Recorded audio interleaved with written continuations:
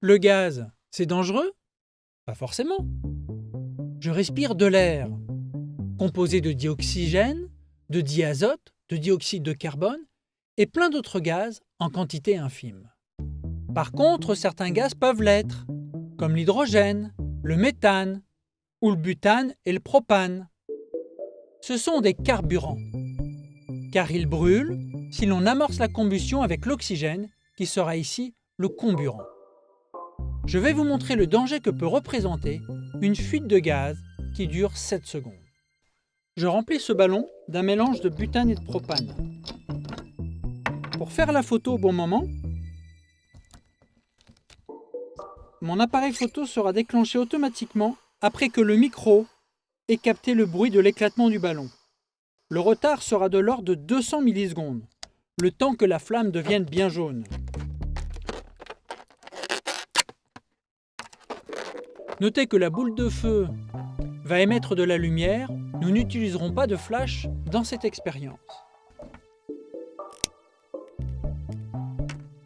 On se met dans le noir et on approche la flamme. Je vous ai bien eu. Vous croyez que ça allait brûler? Ce n'est pas parce qu'on parle de science qu'on n'est pas dans la croyance. Ici, la notion de science, mettre un carburant, un comburant et de l'énergie pour faire une combustion, est insuffisante. C'est comme pour la cuisine. Il ne suffit pas de mettre farine, eau, lait, sucre pour faire un gâteau. Il faut les bonnes proportions et surtout bien mélanger. Je remplis donc un ballon identique, avec la même quantité de gaz. Mais cette fois-ci, je vais y introduire de l'air et donc de l'oxygène pour être dans les limites d'inflammabilité de ce carburant.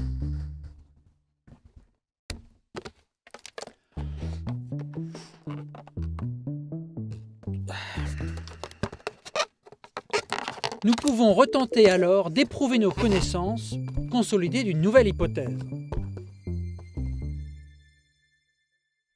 Je vous montre directement le film d'une caméra rapide, prise à 1000 images par seconde et ralentie ici 40 fois.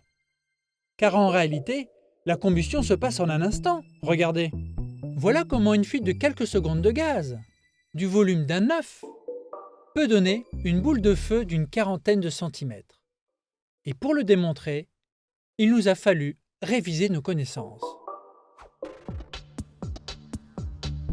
C'est comme si arrivé à la frontière de nos connaissances, nous ne supportions pas l'ignorance. Comme pour le Big Bang ici.